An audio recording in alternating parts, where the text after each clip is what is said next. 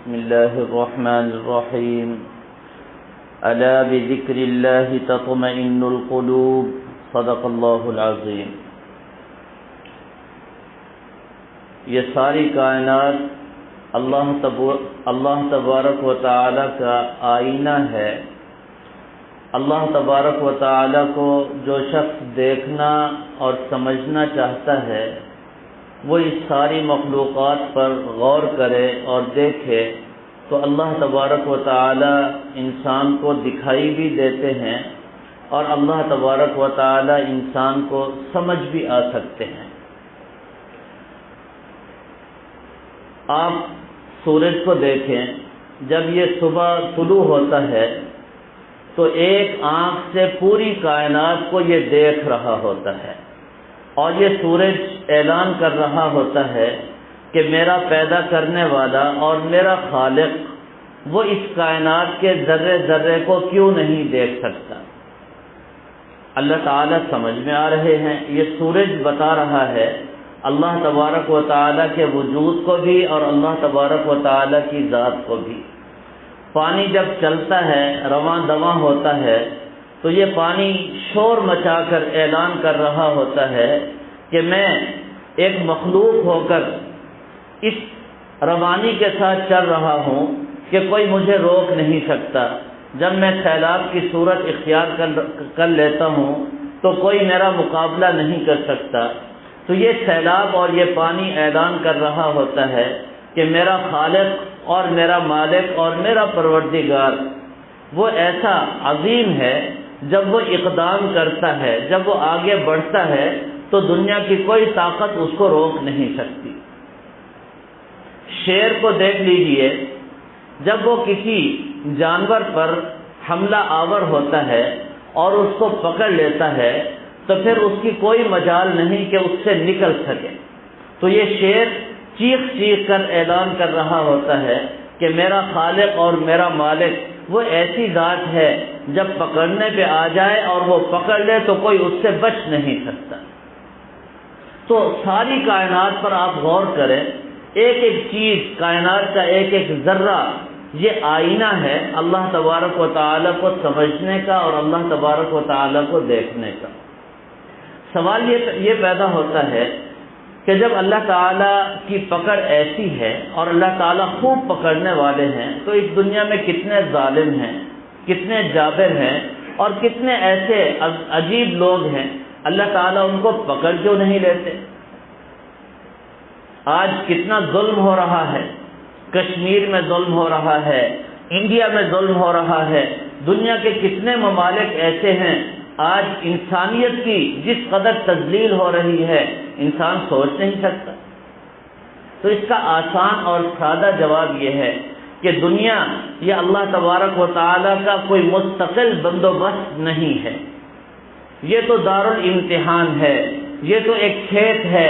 اللہ تبارک و تعالیٰ نے ہر قسم کے درخت کو اگنے کی اجازت دے دی، البتہ یہ اعلان فرما دیا جو پھل آور اچھے اور صالح درخت ہیں یہ باقی رہیں گے، ان کو دوام ملے گا، اور ان کی عزت افزائی کے لیے جو جھاڑیاں ہیں اور کانٹے دار درخت ہیں ان کو کاٹ کر ایک طرف کر دیا جائے۔ اور اللہ تعالیٰ کا مستقل جو بندوبست ہے وہ آخرت میں اور جنت کی صورت میں انسان کو ملے گا۔ یہ تو دارالامتحان ہے۔ اب انسان کی 3 قسمیں علماء نے لکھی ہیں۔ ان حالات میں تھوڑا سا آپ توجہ کریں۔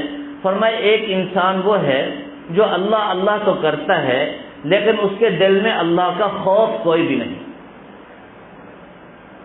اپنی خواہشات کے سامنے جھک جاتا ہے، دنیا کے مفادات سامنے آئے، اللہ کا خوف ایک طرف، وہ دنیا کے لیے سب کچھ کر گزرتا ہے۔ ایک قسم انسان کی یہ ہے۔ اور دوسری قسم کا انسان وہ ہے، فرمائے جس کے دل میں اللہ کا خوف تو رہتا ہے لیکن صرف 3 مواقع ایسے، 3 صورتیں ایسی سامنے آتی ہیں جب انسان اللہ کے خوف کو اپنے دل سے نکال دیتا ہے۔ فرمایا ایک وقت وہ جب کسی دوست کا معاملہ آتا ہے، جان پہچان والے کا معاملہ آتا ہے تو وہ جانبداری کرنے لگتا ہے، اللہ کے حکم کو بھول جاتا ہے۔ میرا دوست بچ جائے، میرا بھائی بچ جائے، میرا رشتہ دار بچ جائے، بس اس کے لیے وہ اپنے ایمان کو اور اپنے خوف کو ایک طرف رکھ دیتا ہے۔ اور دوسرے، جب کوئی طمع اور لالچ، دنیاوی حرص کا کوئی معاملہ آتا ہے، یہاں سے مجھے یہ مل جائے گا، یہ مل جائے گا، تو اس وقت بھی وہ اللہ کے خوف کو دل سے نکال کر دنیا کے لیے، دنیا کو حاصل کرنے کے لیے آگے قدم اٹھا لیتا ہے۔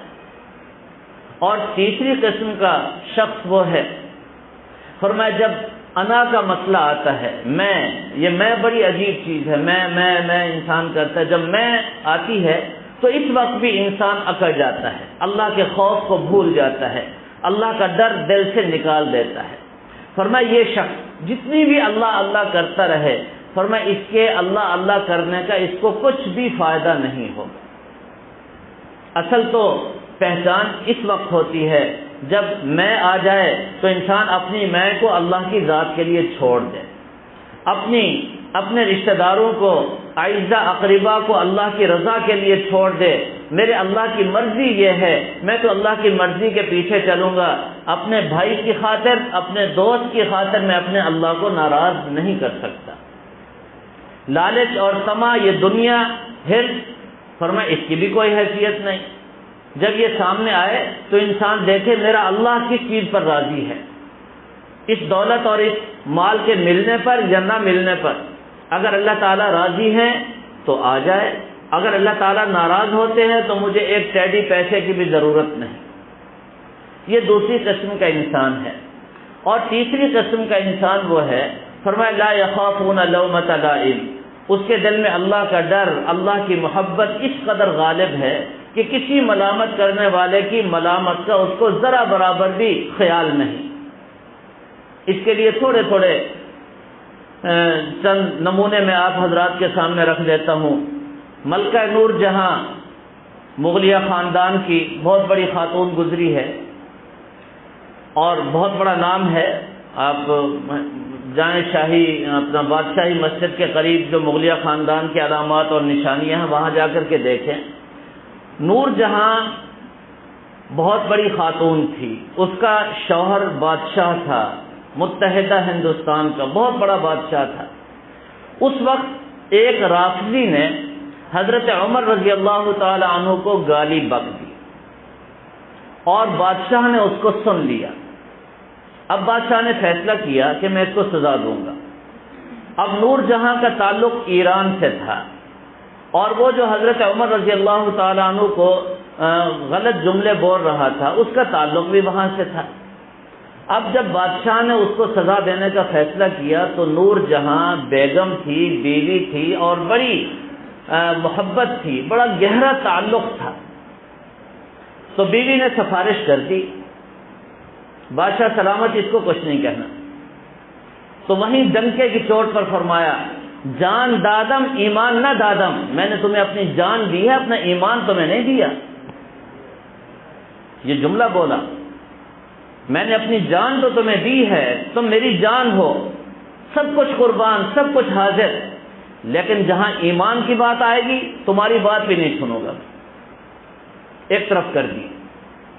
تاریخ میں یہ بات موجود ہے، تاریخ میں یہ بات موجود ہے کہ بادشاہ نے اس ظالم کو جو گنگناتے ہوئے کہہ رہا تھا مجھے اپنی عمر سے بھی اس لیے نفرت ہے کہ میری عمر میں عمر کا نام آتا ہے، نعوذ باللہ، یہ جملہ بول رہا تھا وہ، تو تیل کا کڑھایا گرم کرایا اور اس کے اندر اس کو ڈال دیا اور چند ہی لمحوں میں وہ کباب بن گیا۔ فرمایا یہ سزا ہے جو حضرت عمر کے بارے میں اس طرح جملہ بولے۔ کسی کی بات نہیں سنی۔ اور ایک دوسرا واقعہ، ایک یہودی نے حضرت علی رضی اللہ تعالیٰ عنہ کی زرہ چوری کر لی، مشہور واقعہ ہے۔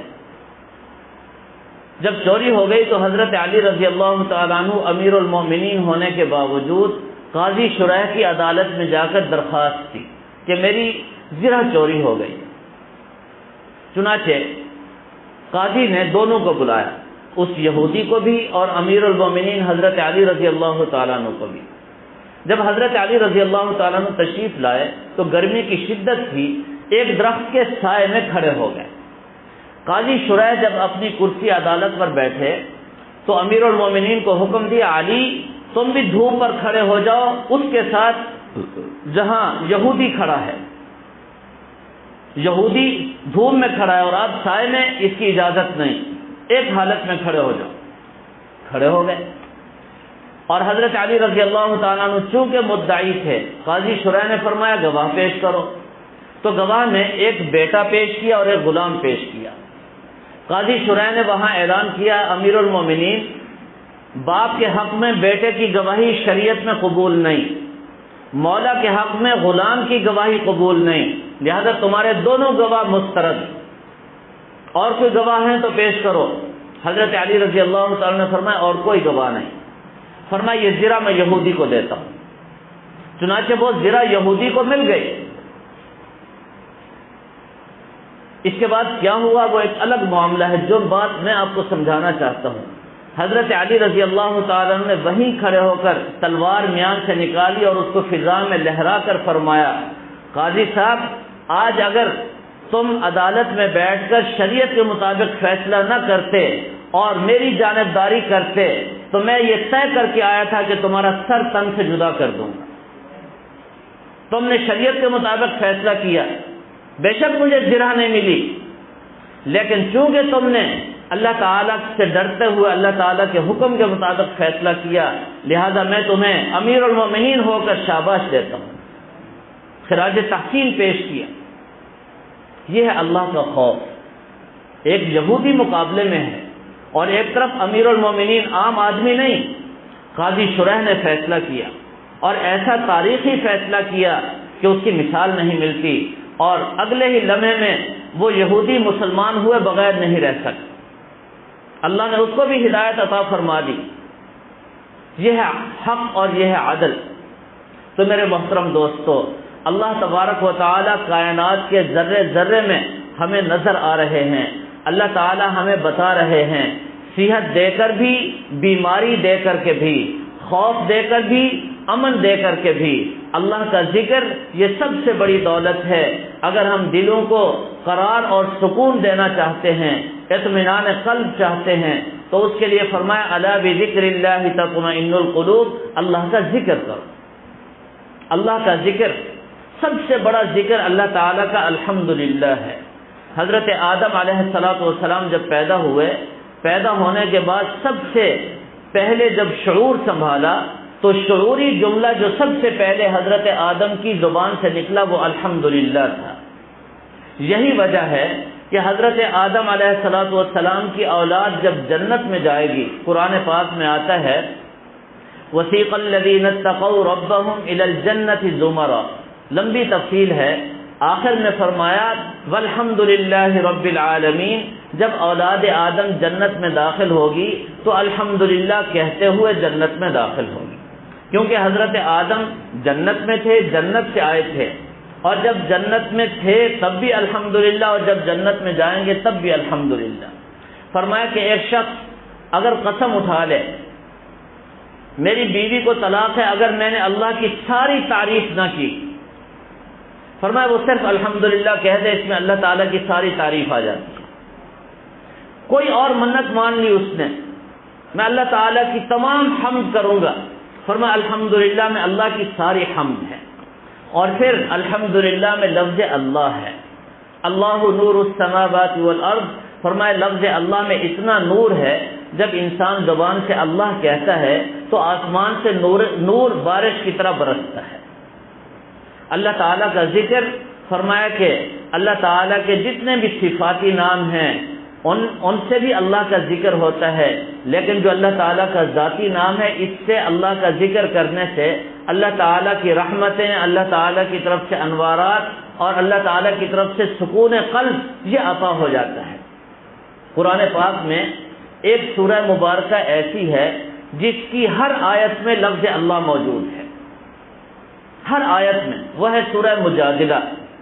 سورہ مجادلہ کی ہر آیت میں لفظ اللہ موجود ہے۔ اچھا، اس صورت میں 40 مرتبہ لفظ اللہ ذکر کیا گیا ہے۔ اس میں بڑی عجیب عجیب حکمتیں اور نقطے مفسرین نے بیان فرمائے ہیں۔ فرمایا کہ قرآن پاک کی 114 صورتیں ہیں اور اس کا نصف بنتا ہے 57۔ 57 صورتیں جب مکمل ہوتی ہیں تو 98ویں سورت جو ہے وہ سورہ مجادلہ ہے۔ اب جب نصف قرآن سورت کے اعتبار سے مکمل ہوا تو اگلے نصف کو شروع کرتے ہی جو پہلی سورت اللہ نے ذکر فرمائی اس کے ہر لفظ، ہر آیت میں لفظ اللہ کو ذکر کر دیا، اور جب پوری سورت کوئی پڑھتا ہے تو 40 مرتبہ لفظ اللہ اس کی زبان پر آتا ہے۔ تو 40 کا عدد فرمائے یہ انسان کے دل کو بدلنے کے لیے بڑی تاثیر رکھتا ہے۔ 40 کا عدد، وَكُلُّ شَيْءٍ عِندَهُ بِمِقْدَارٍ، اللہ تعالیٰ کا ذکر یہ بھی ایک مقدار متعین اس کے لیے بھی ضروری ہے۔ اللہ تعالیٰ نے ہر چیز کی ایک مقدار متعین کر دی ہے، ایسا نہیں ہے کہ آپ اپنی مرضی سے جو دل چاہے کرتے رہیں۔ ذکر کثیر اس کی بھی ایک حد ہے، اللہ تعالیٰ کا ذکر کریں، اس کو اپنے شیخ سے اور اپنے پیر صاحب سے پوچھ کر کہ میں نے کتنا ذکر کرنا ہے، اپنی مرضی سے نہیں کر سکتے، ہر چیز کی ایک مقدار اللہ نے متعین کر دی۔ تو اس سورہ مبارکہ میں 40 مرتبہ لفظ اللہ جب زبان پر آتا ہے، فرمائے انسان جب اس سورت کی تلاوت کرتا ہے تو اگلا آدھا حصہ جو ہے، یعنی آگے جو 57 صورتیں ہیں ان تمام صورتوں میں انسان کا مزاج یہ بن جاتا ہے کہ آدھا قرآن میں نے پڑھ لیا، اب اگلا آدھا قرآن، اس کا بنیادی سبق اور پیغام یہ ہے کہ ہر کام میں اور ہر عمل میں اللہ کا لفظ میری زبان پر ضرور ہونا چاہیے، اللہ کے بغیر کوئی کام مجھے نہیں کرنا چاہیے۔ اور 40 مرتبہ جب انسان اللہ اللہ اللہ کر لیتا ہے تو فرمایا اس کی کیفیت بدل جاتی ہے، جیسے انسان ماں کے پیٹ میں جب جاتا ہے تو ہر 40 دن کے بعد اس کی کیفیت بدلتی ہے، لوتھڑا بنتا ہے، پھر مضغہ بنتا ہے، پھر علقہ بنتا ہے، پھر ہڈیاں بنتی ہیں، پھر اس کے اوپر گوشت چڑھتا ہے، پھر اللہ تعالیٰ اس کی پیدائش 40 دن کے بعد یہ کیفیت بدلتی ہے۔ تو 40 کا عدد بڑا عجیب اثر ہے، عجیب عدد ہے۔ فرمائے جو 40 نمازیں باجماعت پڑھ لے اللہ تعالیٰ 2 پروانے اس کو عطا فرماتے ہیں، ایک نفاق سے بری ہونے کا اور ایک جہنم سے بری ہونے کا۔ ایسا شخص جہنم میں نہیں جائے گا اور ایسا شخص منافق بھی نہیں ہوگا کبھی بھی۔ 40 نمازیں باجماعت تکبیر اولیٰ کے ساتھ ادا کر، تو 40 کا عدد۔ حضرت موسیٰ علیہ السلام گئے، 40 راتیں وہاں گزاری، فتمنا میقات کہہ دی 40 لیلہ، 40 راتیں۔ اور انبیاء علیہ السلام کے واقعات میں یہ 40 کا عدد کثرت سے ملتا ہے، اس لیے ہمارے تبلیغی جماعت والے بھائی وہ بھی کہتے ہیں چلہ لگاؤ، اور صوفیاء کرام جو اللہ والے بزرگ پہلے گزرے ہیں ان کے ہاں بھی یہ چلہ کشی عام ہوا کرتی تھی۔ 40 دن، 40 کا عدد، اس میں بڑی تاثیر اللہ تبارک و تعالی نے رکھ دی ہے۔ 40 کا عدد، تو 40 مرتبہ لفظ اللہ کہنے سے انسان کی روحانیت اور دل کی کیفیت بدل جاتی ہے۔ ذرا کبھی سوچ کر سمجھ کر کہ میں 40 مرتبہ سورہ مجادلہ میں اللہ کا ذکر کروں گا اور پوری آیت آپ پڑھیں۔ بلکہ ایک اللہ والے نے تو بڑی عجیب بات لکھی ہے، فرمایا جو شخص اللہ کا ذکر کرنا چاہتا ہے، اللہ کا ذکر قرآن پاک کی تلاوت میں ایسا نصیب ہوتا ہے کہ اس کے سارے فضائل اور برکات انسان کو مل جاتے ہیں۔ ایک ذکر یہ ہے کہ میں الگ بیٹھ کر اللہ اللہ اللہ کروں، اور ایک یہ ہے میں تلاوت شروع کر دوں۔ اور ہر دوسری تیسری آیت میں قرآن پاک کی جو صورتیں ہیں ان کی 3 قسمیں مفسرین نے لکھی ہیں۔ فرمایا ایک صورت تو یہی مجادلہ ہے جس کی ہر آیت میں اللہ تعالیٰ کا اسم مبارک ہے، اور دوسری قسم کی وہ صورتیں ہیں جن کی ہر تیسری آیت میں اللہ کا اسم مبارک ہے، اور کچھ صورتیں ایسی ہیں جن میں 6 یا 7ویں آیت میں لفظ اللہ موجود ہے۔ تو ہر آیت میں، دوسری تیسری آیت میں، 6 7ویں آیت میں لفظ اللہ موجود ہے۔ تو قرآن پاک کو جہاں سے بھی پڑھیں گے آپ، اللہ کا ذکر آپ کو مل جائے گا۔ تو اللہ کا ذکر اس کی کثرت ہونی چاہیے۔ اللہ تعالیٰ کے ذکر سے نور بھی ملتا ہے، رحمت بھی ملتی ہے، سکون بھی ملتا ہے، دنیا اور آخرت کی عزت بھی ملتی ہے، اللہ تعالیٰ سے محبت بھی نصیب ہوتی ہے، اللہ تعالیٰ کا قرب بھی نصیب ہوتا ہے۔ ہمارے امام صاحب امام اعظم ابو حنیفہ رحمہ اللہ تعالیٰ کی تحقیق یہ ہے کہ اللہ تبارک و تعالیٰ کا جو اسم اعظم ہے، اسم اعظم کو ذکر کر کے جو دعا مانگی جائے اللہ تعالیٰ قبول فرماتے ہیں۔ فرمایا اسم اعظم بھی لفظ اللہ ہے، لفظ اللہ۔ حضرت عیسیٰ علیہ السلام مردے کو کہا کرتے تھے قم باذن اللہ، اللہ کا لفظ ذکر کرتے تھے۔ لفظ اللہ میں یہ تاکید تھی کہ مردہ زندہ کھڑا ہو جاتا تھا، اور ہم بھی اللہ کہتے ہیں لیکن سویا ہوا بھی بیدار نہیں ہوتا، مردہ کھڑا ہونا تو دور کی بات۔ فرمایا اس کی وجہ یہ ہے کہ دیکھو ایک گولی ہے، اگر اس کو مارا جائے تو شیر ہلاک ہو جاتا ہے، مر جاتا ہے۔ اگر اسی گولی کو غلیل میں رکھ کر مارا جائے تو چڑیا بھی نہیں مرے گی، ہے تو وہی گولی جس گولی سے شیر کو مارا جاتا ہے، لیکن مارنے کے لیے جو آلہ ہے وہ بدلنے سے کیفیت بدل گئی۔ ایک حضرت عیسیٰ علیہ السلام کی زبان مبارک تھی، اتنی پاکیزہ اور اتنا سچی زبان کہ اس زبان پر جب لفظ اللہ آیا تو مردہ کھڑا ہو گیا۔ اور ہماری جھوٹی زبان جس سے پتہ نہیں ہم کتنے گناہ کرتے ہیں، جھوٹ بھی بولتے ہیں، غیبت بھی کرتے ہیں، گالی بھی دیتے ہیں، اس زبان سے جب ہم اللہ کہتے ہیں تو ہمیں اس کا نور اور اس کی حقیقت نظر نہیں آتی۔ قصور اور جرم ہمارا ہے، یہ جو زبان ہے ہماری، اس میں وہ تاثیر نہیں رہی۔ آج بھی ایسے لوگ اور ایسے اللہ والے موجود ہیں جو تمام گناہوں سے بچتے ہیں اور پھر لفظ اللہ زبان سے ذکر کرتے ہیں۔ تو ایک اللہ والے، اس دور کے ایک بزرگ اللہ والے فرماتے ہیں کہ میں نے اللہ تعالیٰ کا جب ذکر کیا تو میں نے ساری مخلوق کو دیکھا، ساری مخلوق چیونٹی تک وہ کہہ رہی تھی اللہ ربی اللہ ربی اللہ ربی، میں نے اپنے کانوں سے سنا۔ قرآن پاک میں جس طرح آتا ہے یسبح له من فی السماوات والارض والطیر صافات، ہر چیز اللہ کی حمد و ثنا کر رہی ہے، ہر چیز۔ تو ہمیں تو پتہ نہیں چلتا، لیکن ایک اللہ والے اس دور کے وہ کہتے ہیں کہ میں سنتا ہوں یہ ساری مخلوق اللہ ربی اللہ کا ذکر کرتی ہے۔ تو میرے دوستو، میری درخواست آپ حضرات سے یہ ہے کہ آج فتنوں کا دور ہے، مشکل ترین حالات ہیں، بیماریاں اور وبائیں ہمارے سروں پر آ کھڑی ہوئی، خوف ہمارے دلوں میں راسخ ہو چکا ہے، معاشی حالت ہم سب کے سامنے ہے، اور جن حالات سے ہم گزر رہے ہیں، ان حالات میں صرف ایک ہی علاج ہے اور وہ ہے اللہ کا ذکر۔ اللہ کا ذکر کثرت سے کیا جائے، اللہ تعالیٰ کی یاد دل میں بسائی جائے، قرآن پاک کی تلاوت کا اہتمام کیا جائے، قرآن پاک کو سمجھنے کی اور اس کو بار بار پڑھنے کی اور اس کی تلاوت کرنے کی کوشش کی جائے۔ اللہ تبارک و تعالی ہم سب کو قرآن پاک کے ساتھ قلبی تعلق اور قلبی لگاؤ نصیب فرمائے، اور ہمارے پڑھنے اور سننے اور سمجھنے کو اللہ تعالیٰ اپنی بارگاہ میں قبول فرمائے۔